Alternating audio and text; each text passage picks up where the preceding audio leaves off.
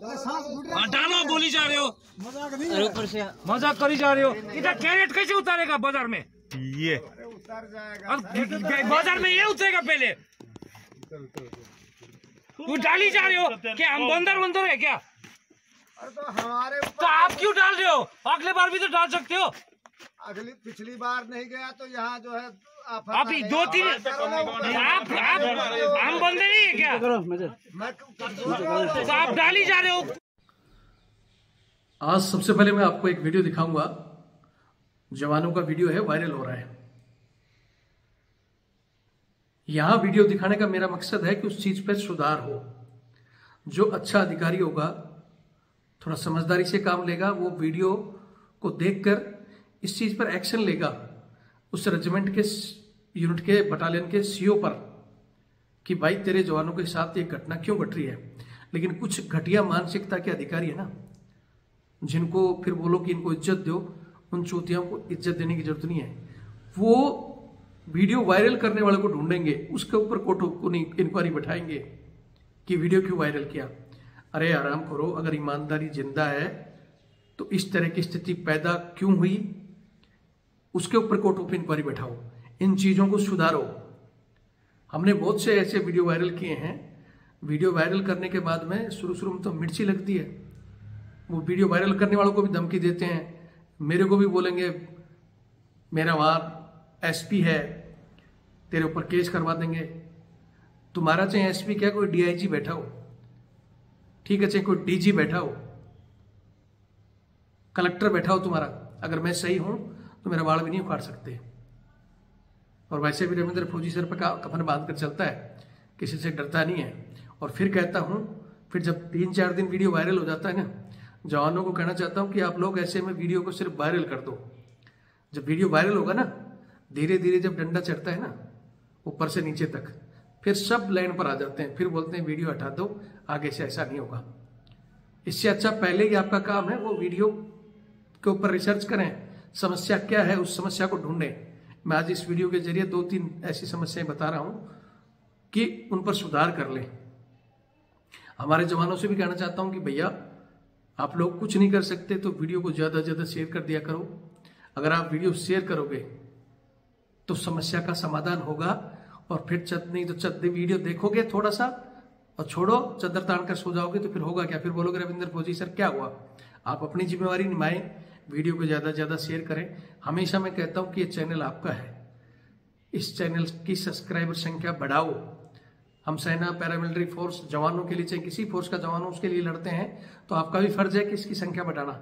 जिस दिन संख्या बढ़ेगी, जिस दिन हम आज 7,48,000 हैं, ये संख्या जिस दिन 70 लाख होगी, उस दिन वीडियो डालना और 1 घंटे में आप बोलोगे कि हाँ वास्तव में सुधार हुआ है।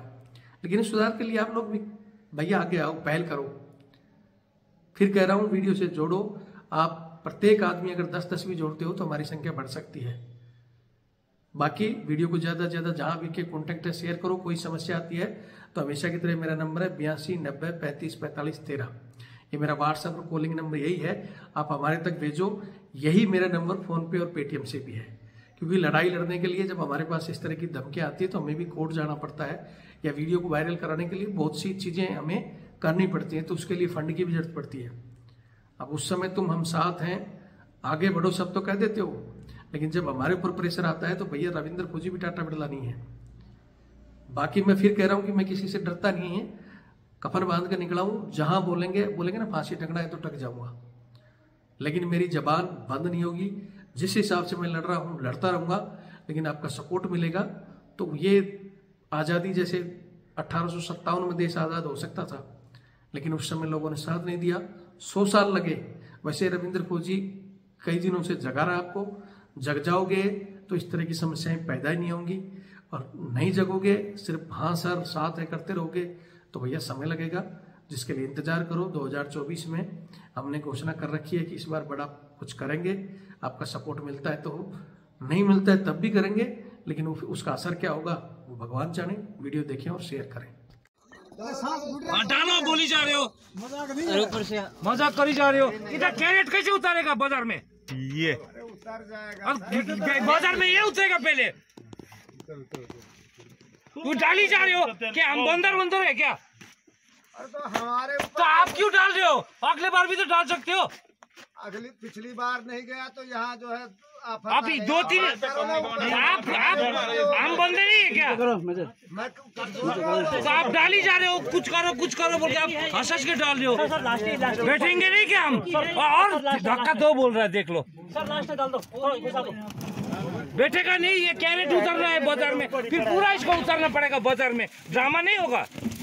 ये तो सोचते नहीं हो आप लोग कि डालना आपने भेजना है, आपका काम खत्म। अब कैसे जाएगा? इधर आके बैठो, आ जाओ, मैं आपका बात संतरी खड़ा होता हूँ, आ जाओ। संतरी में खड़ा हो सकता, आ जाओ, बाजार चले जाओ मेरे बदले में। छुट्टी जाना है, जबरदस्ती वो कर रहे हो। जगह नहीं, अगले बार भी तो भेज सकते हो। ओए सर, कहाँ गया? बक्सा था, फोटो खींच इधर जी वाला होके।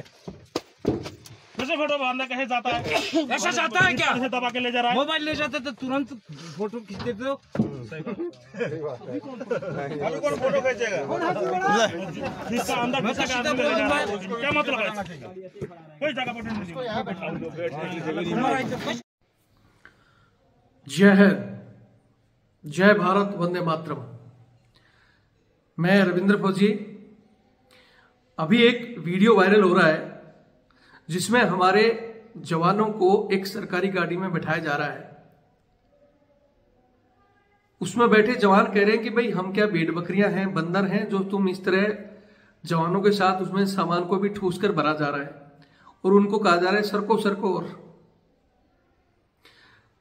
ये वीडियो बहुत से ग्रुपों में वायरल हो रहा है, बहुत से जवानों ने मेरे पास भी भेजा है। इस वीडियो पर मैं कुछ कहना चाहता हूं। इसके नीचे बहुत से लोगों ने जो बातें लिखी है वो भी कहना चाहता हूं कि ये जो गाड़ियां हैं, सरकारी गाड़ियां, ये जवानों के लिए हैं या सिर्फ सरकार अफसर और उनकी बीवी बच्चों और उनके कुत्ते बिल्लियों के लिए गाड़ी देती है? अफसर अगर उसका रिश्तेदार भी आ गया तो उसके लिए पर्सनल गाड़ी, सीओ घूम रहा है, उसकी मैडम है, उसके लिए अलग गाड़ी, बच्चों को स्कूल छोड़ने के लिए अलग गाड़ी। अगर सीओ की मैम साहब के 5 रुपए के टमाटर भी आने हो ना, या हरा धनिया भी आएगा तो उसके लिए भी गाड़ी चली जाती है। लेकिन ये जवान जब छुट्टी जाते हैं या सरकारी टीडी जाते हैं तो उनको गाड़ी नहीं दी जाती है तो एक गाड़ी जिसमें से भर दिया जाता है भेड़ बकरियों की तरह। क्यों भाई? बाकी अफसरों के जो परिवारों के लिए गाड़ियां घूम रही है, उनके रिश्तेदारों के लिए घूम रही है, उसमें भी ड्यूटी कन्वेंस ऑफ ORC लिखा जाता है, कन्वेंस ऑफ ट्रूप लिखा जाएगा। यानी वो जवानों के नाम से ही गाड़ियां घूम रही हैं, ऑथराइज नहीं है इनको। लेकिन वहां ये नियम कानून ताक में रख देते हैं और जब बारी जवानों की आती है तो इनको इस तरह भेड़ बकरियों की तरह भरा जाता है। क्यों? क्या इस पे किसी अधिकारियों की नजर नहीं है? इस वीडियो के बाद वहां जो इस बटालियन का सीओ होगा या इसके और फॉर्मेशन के आईजी डीआईजी होंगे या कोई ब्रिगेडियर या जनरल होंगे तो वो बंदों पर कोर्ट ऑफ इंक्वायरी बैठा देंगे। वीडियो किसने वायरल किया, ये फलाना ढिकड़ा, उसी के ऊपर 100 कानून थोप देंगे। अरे अगर तुम्हारा जमीर जिंदा है, ये घटियापंथी छोड़कर, ये अंग्रेजों की रणनीतियां तुम छोड़कर उस बंदों पर कोर्ट ऑफ इंक्वायरी नहीं चलाकर आप चलाओ ना उस बटालियन के सीओ के ऊपर कि तुम्हारी बाकी गाड़ियां जो घूम रही कहां है। या फिर आप सरेआम बोलो ना कि सरकार हमें गाड़ी नहीं देती, जवानों के लिए गाड़ी नहीं देती, तो बताओ। लेकिन इस पर कोई बोलने के लिए तैयार नहीं। मैंने पहले भी 1-2 ऐसे वीडियो वायरल किए थे जिसमें एक ने तो मेरे को फोन किया कि मैंने बताया था कि एक सीओ 3 जिप्सियां, अगर वो चाहता तो एक जिप्सी में घूमने जा सकता था, लेकिन एक गाड़ी में खुद सीओ साहब हैं, दूसरी गाड़ी में उसकी मैडम है और तीसरी में सिर्फ 2 बच्चे, यानी 4 आदमियों के लिए 3 जिप्सी लेकर श्रीमान पिकनिक पर जा रहे थे। और एक जेसीओ साहब ने मेरे पास वीडियो भेजा था, जो जेसीओ साहब पैर से वॉर कैटेगरी थे, पैर से फ्रैक्चर थे, लेकिन वो छुट्टी जाती थी, उनको गाड़ी नहीं दी, वहां जाकर उनको प्रॉब्लम आ गई, छुट्टी बढ़ानी तो छुट्टी नहीं बढ़ाई। ऐसे में वो सीओ साहब को भी धमकी दे रहा था कि तेरा कोर्ट मार्शल करवा दूंगा। और रविंद्र फौजी, मेरा जयपुर में मेरा भाई एसपी है, मैं उसको भी दिखा दूंगा। अरे तेरा भाई एसपी क्या डीआईजी हो चाहिए, ठीक है, चाहे कितना भी बड़ा कोई अधिकारी हो, चाहे कलेक्टर हो, मैं अपनी जगह सही हूं तो मेरा बाल भी बाका नहीं कर सकता। और रविंद्र फौजी तो वैसे भी भैया सर पे कफन बांध कर बैठा है, कहीं भी ले जाओ हंसते हंसते फांसी पे चढ़ जाऊंगा, लेकिन जो सच्चाई है वो कहूंगा। ऐसे आरामखोरों को मैं कहना चाहता हूं कि इंक्वायरी करो सीओ पे कि तेरी बटालियन के इतने जवान जा रहे थे, गाड़ी प्रोवाइड क्यों नहीं करी। और ऐसे बहुत से हादसे हुए हैं, हमारे सामने भी हुए, हमने देखा भी है, जिसमें भरकर जवानों को भेजा जा रहा है और अगर कोई हादसा होता है तो कितनी कैजुअलिटी होती है। और उसके बाद ऑर्डर आते हैं, रिसर्च होता है कि नहीं भाई जवान अलग गाड़ी में होंगे, ट्रुप्स के साथ कोई सामान नहीं होगा, क्योंकि अगर सामान और एक जगह होता है, ऐसे में कोई हादसा होता है तो सामान की वजह से ज्यादा चोट लगती है। फिर आदेश निकल जाता है ट्रुप्स अलग सामान अलग, प्रॉपर लिमिटेशन के आधार पर जो गाड़ी है जितनी सीट है उतने ही बंदे जाएंगे। लेकिन यहां तो बस है इनके पास, जिप्सिया है, छोटे वाहन है, नहीं साहब वो तो सिर्फ एक तो सीओ साहब के लिए प्रेजेंट खड़ा है, एक उसकी मैडम के लिए खड़ा है और एक उनके बच्चों के लिए। ये जो हमारे ही नीचे अहदेदार है, चाहे वो एमटी हवलदार की ड्यूटी कर रहा है, एसएम कर रहा है, अगर जवान कोई गाड़ी मांग लेना, सर मैं टीडी जा रहा हूं, अरे चला जा ऑटो से। और उधर अगर सीओ की मैडम का भी फोन आ गया तो बोलेगा भैया 2 चकाचक जिप्सी ले जाओ, मैडम और उसके रिश्तेदार पिकनिक पे जा रहे हैं। हमने ऐसे तक देखा है कि मैडम की साड़ी का गोटा लाने के लिए जिप्सिया गई थी। एक मैंने जम्मू कश्मीर का वीडियो डाला था जिसमें आपको दिखाया था कि एक सीओ के सेवादारों का खाना लेकर गाड़ी जाती थी, यानी उसके घर पर टोटल 3 सेवादार थे, जो एक वहां रहता था प्रेजेंट, एक फैमिली मेंबर था वो खा के आता था, और एक जो वहां रहता था उसके लिए एक सेवादार जाता था, एक एएलएस गाड़ी का ड्राइवर, डंडा मैन और को ड्राइवर वो खुद सेवादार होता था। मतलब 3 बंदे लेकर 40 किलोमीटर में उनका ये ब्रेकफास्ट, लंच और डिनर 3 टाइम 40 किलोमीटर गाड़ी लेकर, जिसका एएलएस का 4 का एवरेज है, वो लेकर जाती थी। लेकिन उस हरामखोर को शर्म नहीं आता कि 3-3 बंदे रख रहा है, तेरे इतनी उसमें दम है तो कम से कम उनको खाना खिला दे। नहीं जी, खाना भी मैच का ही खाएंगे। 40 और 40 80 किलोमीटर वो गाड़ी जाती है, तो आप लगा लो 4 के एवरेज से 20 लीटर से ज्यादा, मतलब जितने का खाना नहीं 3 टाइम का, उससे ज्यादा तो 1 टाइम का डीजल, क्योंकि वो सरकारी है, परवाह नहीं है, उसमें ड्यूटी कन्वेंस ऑफ ओवर्स भर दी जाएगी। लेकिन ओवर्स को जरूरत होगी तो वो इस तरह सड़क पे बटे रहेंगे। क्या कोई ऐसा ईमानदार नहीं है? मेरे को आज भी याद है, मेरी यूनिट पंजाब में थी, वहां एक जेएफसी साहब आए थे, जे सिंह, जिन्होंने एक बार जरूर इनको डंडा दिया था। वो कहता था अगर बाजार में या कहीं भी किसी भी सीओ की मैडम, किसी भी अधिकारी की मैडम जिप्सी लेकर घूमती दिखाई दी तो वहीं से ड्राइवर और मैडम को पैदल करता था और यूनिट की 25,000 फाइन करता था। उसके समय में हमने देखा बहुत ऐसे ऑर्डर, वो जाता था जवानों के लंगर में डांगरी पहनकर खाने चेक करने के लिए कि हाँ कैसा खाना है। आदेश थे जवानों से, रात को आकर पूछता था भाई मैं भी जवान हूं, संतरी कितने दिन हो गए तेरे को ड्यूटी देते हुए? अगर कोई बता देता साहब 2 दिन हो गए लगातार, या साहब सिर्फ 1 दिन रेस्ट मिलता था, तो उस यूनिट के सीओ को बुलाता था, वहां आ जा, तेरी यूनिट के बंदे जो आर्मी ऑर्डर की बात करते हैं ना, आर्मी ऑर्डर में जवान को प्रॉपर अगर ड्यूटी है तो उसके बाद रेस्ट भी होना चाहिए, और वो भी पीस स्टेशन में।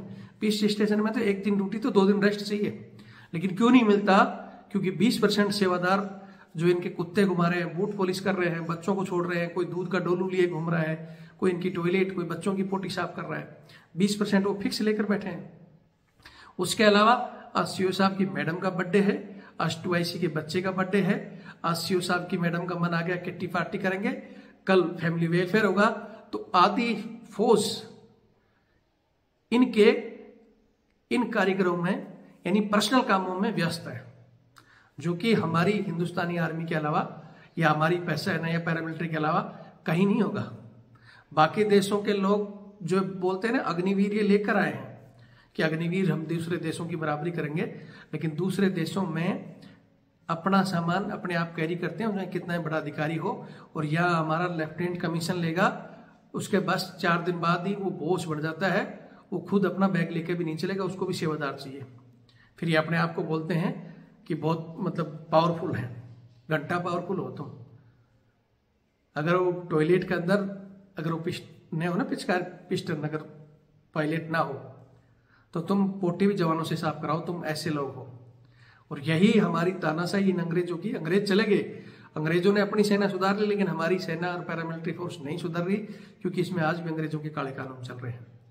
और उनका कहीं ना कहीं दोषी हमारे जैसे जवान हैं, जो अंदर तो भरे रहते हैं कि हम करेंगे बाहर आकर कुछ। रविंद्र फौजी को बोलते सर हम आपसे जुड़ेंगे, लेकिन ना चैनल से जुड़ना, ना कभी सहयोग करना, और ना ही इन चीज़ों के लिए रिटायर्ड होकर बोलना। क्यों रिटायर्ड आकर भी उनको अपने बच्चे देखने, दूसरी नौकरी देखनी, वो आरोपी के लिए लड़ना, किसी को किसी के लिए लड़ना। पैरामिलिट्री भाइयों की पेंशन बंद होगी उसके लिए नहीं बोलेंगे, लेकिन हमारी पेंशन भी है उस पर भी और बराबर करो, फलाना करो, इन चीज़ों के लिए लड़ाई। सेल्फिश मत बनो, सबके लिए लड़ो। फिर कहता हूं सबसे पहला अगर आपका सम्मान होगा तो सारी चीजें ऑटोमेटिक मिलेंगी। जिस तरह बाहर के देश में चेयरपर्सन की कम और ग्राउंड में काम करने वाले की ज्यादा सैलरी है, हो सकती है अगर तुम लोग अपनी ताकत को पहचानो तो। लेकिन तुम खुद ही डूबे पड़े हो तो भैया राम राम। बस ज्यादा कुछ नहीं कहूंगा, वीडियो को शेयर कर देना, चैनल से जुड़ो, चैनल की ताकत बढ़ाओ। जैसे जैसे आपकी ताकत बढ़ेगी अन्याय अत्याचार अपना आप खत्म होगा, और नहीं तो भैया सोते रहो। हमेशा की तरह अगर किसी को चैनल की हमारी मदद करनी है, क्योंकि तन मन धन से लड़ाइयाँ लड़ी जाती है, लेकिन उसके लिए कोई भी, हाँ हम आपके साथ हैं, लेकिन हम 150 रुपये नहीं दे सकते। हाँ साथ है, झूठे कहीं लिख देते मैंने इतना दिया, लेकिन वो भी देता नहीं। जिसको करना है, ये मेरा बारकोड है और ये मेरा 82 90 35 45 13, ये मेरा फोन पे और पेटीएम है। अब सहायता करोगे, ये लड़ाई कंटिन्यू चलती रहेगी। नहीं भी करोगे तो मेरी ताकत से जो मैं चला रहा हूँ चलती रहेगी, और नहीं तो सोते रहो। फिर इंतजार करो कि आपके साथ भी कुछ हादसा हो। फिर सिविल में पुलिस जवानों के साथ वे गलत व्यवहार कर रही है, अंदर जवानों के साथ अफसर गलत व्यवहार कर रहे हैं। फिर इसी तरह घुटते रहो, कोई नौकरी छोड़ते रहो, कोई भागते रहो, कोई लटकते रहो। आज़ादी देश हो गया हमारा, लेकिन सेना और पैरामिलिट्री फोर्स में आज भी गुलामी की जिंदगी जी रहे हैं। उसका कारण है हमारे से बीच में से ही चमचे और कुछ बहादुर जवान हैं, वो लड़ पकड़ कर टूट कर छोड़ जाते हैं। जय हिंद, जय भारत, वंदे मातरम।